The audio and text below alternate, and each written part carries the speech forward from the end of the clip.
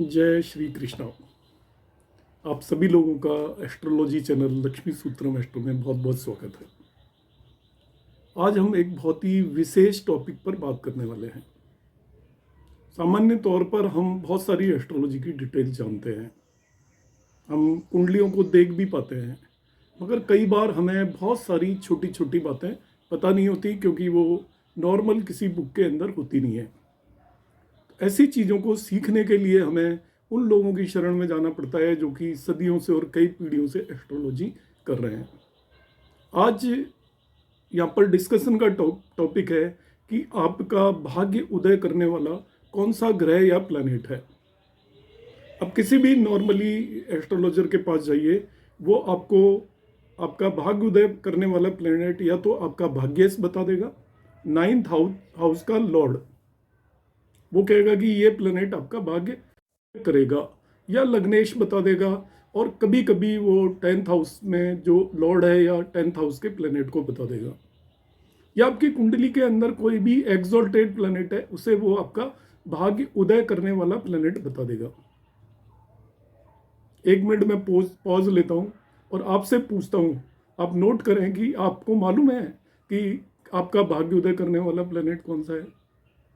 आप एस्ट्रोलॉजर हैं तभी भी आप लिख लीजिए आपका भाग्य उदय करने वाला प्लैनेट कौन सा है, और मेरा वीडियो एंड तक आप देखिएगा, आपका शायद विचार बदल जाए। और आज आप एक बहुत ही ज़रूरी चीज़ सीख कर जाने वाले हैं। हमारे पास बहुत सारे नेटिव आते हैं और जो कहते हैं कि मेरा भाग्य उदय कब होगा। मेरी तो योग कारक ग्रह की भी दशा आकर चली गई, मगर उसमें कुछ भी नया नहीं हुआ, और भी किसी अच्छे ग्रह की दशा आकर चली गई और मेरी स्थिति वैसी की वैसी है, इसमें कोई भी बदलाव नहीं है। मैं स्ट्रगल कर रहा हूँ, तो मेरा भाग्य उदय कब होगा, बिजनेस में मैं कब राइज करूँगा, प्रोफेशन में मैं कब राइज करूँगा। तो दोस्तों, ये वीडियो आपके लिए है, इसको एंड तक देखें। और यदि चैनल अभी तक सब्सक्राइब नहीं किया है तो इसे सब्सक्राइब कर लें, क्योंकि इस चैनल पर दो बातें की जाएंगी। एक तो बिल्कुल गूढ़ जो आपकी क्लासिकल एस्ट्रोलॉजी है उसके बेसिस पर आप इस चैनल पर वीडियोस होते हैं आपको सिखाने के लिए, और दूसरे वीडियोस वो होते हैं जिनमें ऐसी बातें बताई जाती हैं जो कि जनरली एस्ट्रोलॉजर फैटर्निटी में ज़्यादातर लोगों को मालूम नहीं होती। तो आज एक ऐसा ही वीडियो मैं आपके सामने लेकर आया हूँ जिसमें जो मैं बातें बताऊँगा उसमें अधिकतर बातें ज़्यादातर लोगों को नहीं पता होंगी। तो अब आप आगे इस वीडियो को एंड तक देखिएगा। और एक और बात प्रॉमिस करिएगा, यदि आपको एक नई बात पता लगे तो आप एक ईमानदार दर्शक की तरह कमेंट जरूर करेंगे कि आपको ये बात नहीं पता चली या आपको पहले से मालूम है, जिससे मुझे पता चले कि मैं जो चीज़ें रिसर्च करके आपके सामने प्रस्तुत कर रहा हूँ वो मैं ऐसे ही कर रहा हूँ या मैं आपको कोई नई जानकारी देने में सफल हो पा रहा हूँ। अब आप देखिए, मैं आपको बताऊँगा आपका भाग्य उदय करने वाला प्लेनेट आप किस तरीके से पता करेंगे, और वो प्लेनेट की जब दशा और अंतरदशाएं आएंगी, मेनली दशा आएगी, वो पूरा पीरियड आपकी जिंदगी का बेस्ट पीरियड रहने वाला है। तो अब देखते हैं हम यहाँ पर आप फोकस करें। मैंने एक चार्ट बनाया हुआ है, फर्स्ट वन। यहाँ पर आपको 1 2 3 4 चार्ट दिख रहे होंगे, तो मैं इन सभी का यूज़ करूँगा। अब ज़रा ध्यान से समझें इसको। मैं आपको बताने वाला हूँ कि आपका भाग्य उदय करने वाला प्लैनेट कौन है जिसकी दशा और अंतरदशाओं में आपकी ज़िंदगी का सबसे बेहतरीन या बेस्ट टाइम जाने वाला है। यदि ये आपकी कुंडली के लिए नीच का ग्रह है, ये आपकी कुंडली के लिए यदि खराब ग्रह है, आपकी कुंडली में ये बेनिफिक नहीं है, तभी भी ये आपको अपने सिग्निफिकेशंस के बेस्ट रिजल्ट देगा और आपकी किस्मत को काफ़ी हद तक बदल देगा। यदि आपकी लॉर्डशिप के हिसाब से ये अशुभ ग्रह है, तभी भी ये अपने सिग्निफिकेशंस के आपको अच्छे रिजल्ट देगा। जिन हाउसेस का लॉर्ड है उनसे रिलेटेड चाहे ये खराब फल दे, इस चीज़ को आप नोट कर लें, मगर ये आपका भाग्योदय अपने पीरियड में जरूर करने वाला है। तो यहाँ पर जो मैंने ये कुंडली बनाई हुई है इसको थोड़ा ध्यान से समझें। यहाँ पर मैंने 1 लिखा हुआ है, 4 लिखा हुआ है, 7 लिखा हुआ है, 10 लिखा हुआ है। ये कालपुरुष की कुंडली कंसीडर करके चलें। ये दूसरा भाव होता है, तीसरा, चौथा, पांचवा, छठा, सातवां, आठवां, नौवां, 10वां, 11वां, 12वां। तो मैं पहले क्लैरिफाई कर देता हूँ, आज की क्लास में मैं किसी भी राशि की बात नहीं करूँगा, भावों की बात करूँगा, या इन कुंडलियों को आप काल पुरुष की कुंडली मानकर चलें। काल पुरुष की कुंडली का मतलब यहाँ पे 1 साइन है, यहाँ पे 2 है, यहाँ पे 3 है, यहाँ पे 4 है, यहाँ पे 5 है, यहाँ पे 6 है, मतलब जो भाव है वही राशि है। तो इस चीज़ को आप सबसे पहले क्लियर कर लें। अब देखिए, यहाँ पर 3-4 तरीके हैं आपका भाग्योदय ग्रह पता करने का। हम सबसे पहले जो तरीका यूज़ करेंगे, आप देखिए कि यदि आपके पहले भाव के अंदर सूर्य, चौथे भाव के अंदर जुपिटर, 7वें भाव के अंदर सैटर्न और 10वें भाव के अंदर मार्स है क्या। भाव की बात कर रहा हूँ, फिर से मैं बता रहा हूँ। दरअसल काल पुरुष की कुंडली के अंदर सूर्य पहले भाव में उच्च का होता है, जुपिटर चौथे भाव में उच्च का होता है, शनि 7वें भाव में उच्च का होता है और मंगल 10वें भाव में उच्च का होता है। यदि आपकी काल पुरुष की कुंडली में इन चारों भावों में, इन्हीं भावों में ये ग्रह हैं, तो वो आपका ग्रह भाग्योदय करने वाला ग्रह होगा। देखिए, 9th लॉर्ड से कोई भी इसका लेना देना नहीं है। 9th लॉर्ड आपकी जिंदगी भर आपका भाग्य किस तरीके से साथ देगा वो बताता है, मगर आपका भाग्योदय करेगा ये ग्रह जो मैं बता रहा हूँ। इसको हम बोलते हैं बंद मुट्ठी। आप मुट्ठी बंद कर लेते हो, ये केंद्र स्थान बंद मुट्ठी वाले स्थान है। तो केंद्र स्थानों के अंदर जो आपके, यदि पहले भाव के अंदर सूर्य, चौथे भाव के अंदर जुपिटर, 7वें भाव के अंदर शनि और 10वें भाव के अंदर मार्स या मंगल है, तो उनमें से जो भी ग्रह इन भावों में स्थित है वो आपका भाग्योदय करने वाला ग्रह होगा। अब आपका नेचुरली क्वेश्चन अराइज होता है कि किसी किसी पर्सन की कुंडली में एक से ज़्यादा ग्रह भी हो सकते हैं इन भावों में। जैसे पहले भाव में सूर्य हो गया और चौथे में जुपिटर हो गया, 2 हो सकते हैं, 3 भी हो सकते हैं। तब मैं आपको बताऊंगा कि कौन सा ग्रह भाग्योदय करने वाला ग्रह होगा। इनका मैं ऑर्डर ऑफ प्रेफरेंस बताऊंगा, आप एंड तक वीडियो को देखते रहिए। अभी आपको ये समझना है कि यदि इन भावों में आपकी कुंडली में इनमें से कोई भी ग्रह, इन्हीं भावों में, इंटरचेंज नहीं करना है, तो वो आपका भाग्योदय करने वाला ग्रह हो गया। अब आप अपनी कुंडली पर इसे लगा लीजिए। अब आपको लगता है इनमें से कोई भी ग्रह नहीं है, तो अब आ जाइए आप इस दूसरी वाले चार्ट पर। ये जो केंद्र स्थान खत्म हो गए, अब आपके केंद्र स्थानों में इनमें से ये ग्रह नहीं है, तो अब आप आ जाइए।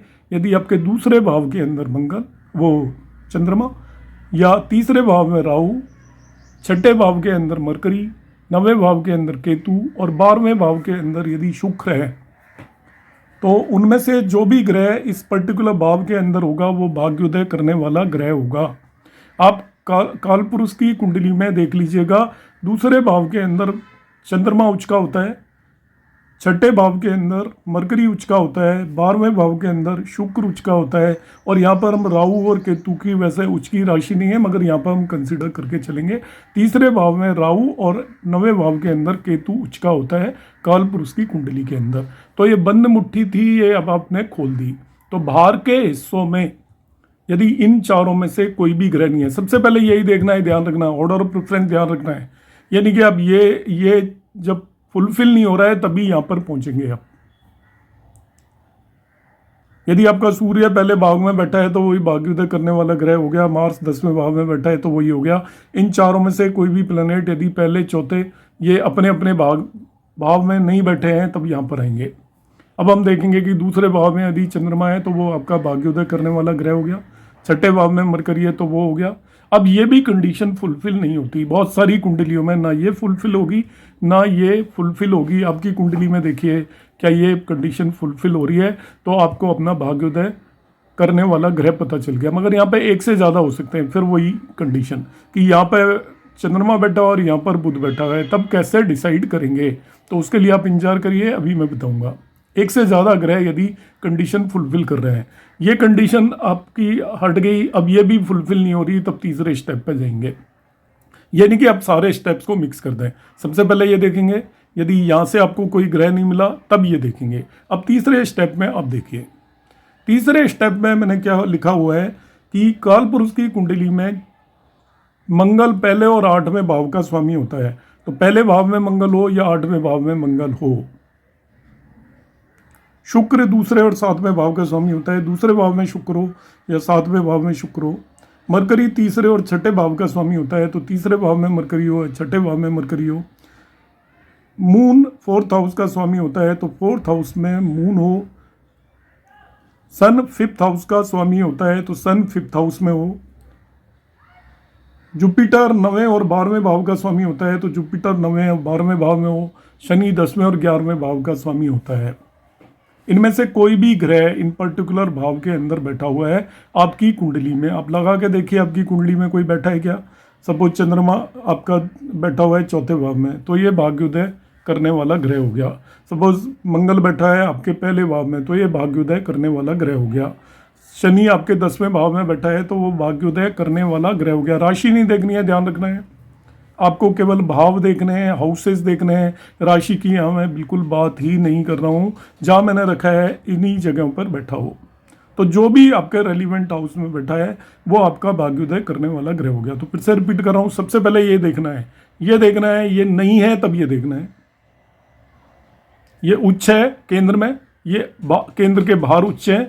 ये अपनी स्वय राशि वाले केसेस हैं काल पुरुष कुंडली में। अब आपकी बहुत सारी 80% कुंडलियों में तीनों कंडीशन फुलफिल नहीं होंगी, आप ध्यान रखना। 80% कुंडलियों में तीनों ही कंडीशन फुलफिल नहीं होंगी, तो क्या उनका कोई भी ग्रह भाग्योदय नहीं करेगा क्या।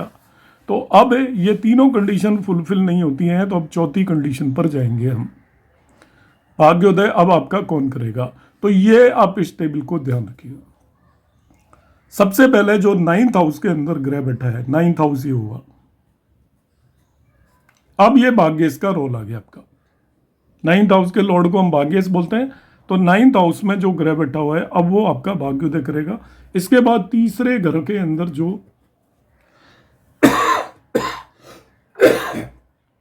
एक्सक्यूज मी 9th हाउस में कोई ग्रह नहीं है, तब आप तीसरे हाउस पे जाओगे। 9th में तो वही हो गया आपका, फिर तीसरे में भी नहीं है, तब आप 11वें भाव के अंदर जाओगे। 11वें भाव में नहीं है, तो आप 5वें भाव में जाओगे। एक्चुअली ये 9 से 7वां है, ये 11वें से 7वां है। इसमें नहीं है तो फिर आप दूसरे भाव के अंदर जाओगे। उसमें भी नहीं है तो आप छठे भाव के अंदर जाओगे, और उसमें भी नहीं है तो आप 12वें भाव के अंदर जाओगे, और वहां पे भी नहीं है तो 8वें भाव के अंदर जाओगे। इनमें जो ग्रह बैठा हुआ है वो आपका भाग्योदय करने वाला ग्रह होगा। अब ये कंडीशन आपकी 100% फुलफिल हो जाएगी। पहली कंडीशन फुलफिल नहीं हो रही तो दूसरी पे जाएंगे, दूसरी फुलफिल नहीं हो रही तो तीसरी पे जाएंगे, अब हम चौथे पे जाएंगे। तो जो भी ग्रह बैठा हो वो भाग्योदय करने वाला ग्रह होगा। अब एक और चीज, जैसे मैंने बताया, एक से ज्यादा ग्रह इन कंडीशंस को फुलफिल कर सकते हैं। जैसे किसी की कुंडली में यहाँ पे सूर्य भी बैठा है और चौथे भाव में जुपिटर भी बैठा हुआ है, तो दोनों हो गए। अब इनमें से हम किसे मानकर चलेंगे। यहाँ पे भी ऐसा ही हो सकता है कि पहले भाव में मंगल बैठा हो और चौथे भाव में मून बैठा हो, चंद्रमा, तब हम क्या करेंगे। या पहले भाग में मार्स बैठा हो और 10वें भाव में शनि बैठा हो, तब हम क्या करेंगे। तब ये ऑर्डर ऑफ प्रेफरेंस है, ध्यान रखना है। यदि एक से ज़्यादा ग्रह बैठे हों तो जुपिटर को सबसे ज़्यादा प्रेफरेंस देंगे, दूसरे नंबर पर सूर्य आएगा, ये दोनों ल्यूमिनरीज आएंगे। जुपिटर सबसे शुभ ग्रह मानकर चल रहे हैं, फिर सूर्य और चंद्रमा आएंगे, ये दोनों राशि प्लैनेट हैं। फिर आपका वीनस आएगा जो फिर शुभ ग्रह है, मरकरी आएगा जो कंडीशनल शुभ है, फिर हमारा आएगा राहु। यहाँ पर मार्स मिस हो गया है तो राहु के बाद आप मार्स लिख लेना, फिर सैटर्न और केतु। राहु के बाद मार्स, ध्यान रखना ये लिखना मैं भूल गया हूँ, तो राहु के बाद मार्स, फिर सैटर्न और केतु, ये आपका ऑर्डर होने वाला है। अब मैं आपको प्रैक्टिकली समझाता हूँ। ये किसी नेटिव की कुंडली होगी, राशियों का कोई रोल नहीं है, राशि आप मत लिखिए बिल्कुल भी। जब आप भाग्योदय करने वाला ग्रह देख रहे हो तो आप केवल भावों पर केंद्रित करेंगे। अब देखिए मैं आपको लगाना सिखाता हूँ कि हमको किस तरीके से देखना है। अब मैं सबसे पहले इसके केंद्र स्थानों में देखूंगा। इस नेटिव का मैं भाग्योदय करने वाला ग्रह पता कर रहा हूँ। तो केंद्र में पहले भाव में आपका सूर्य नहीं है, चौथे भाव में जुपिटर नहीं है, 7वें भाव में शनि नहीं है, और 10वें भाव के अंदर मार्स नहीं है। तो ये पहले चार्ट आपका खत्म हो गया, यहाँ पर नहीं पता चलेगा इससे। अब मैं दूसरे चार्ट पर आ जाता हूँ। तो दूसरे भाव के अंदर आपका चंद्रमा नहीं है, तीसरे भाव में राहु नहीं है, छठे भाव के अंदर मरकरी नहीं है, 9वें भाव में केतु नहीं है, और 12वें भाव में वीनस नहीं है। तो ये वाला केस भी नहीं लगा यहाँ पर, तो दोनों केस इस कुंडली पर नहीं लग रहे हैं। अब तीसरे केस में आ जाता हूँ। तो पहले भाव और 8वें भाव में देखिए यहाँ पर मार्स या मंगल नहीं है, दूसरे और 7वें भाव में यहाँ पर, दूसरे और 7 में वीनस नहीं है, तीसरे और छठे भाव में यहाँ पे मरकरी नहीं है, चौथे में मार्स नहीं है, पांचवें में सूर्य नहीं है, बाकी तो भावों में कोई प्लेनेट है ही नहीं यहाँ पर।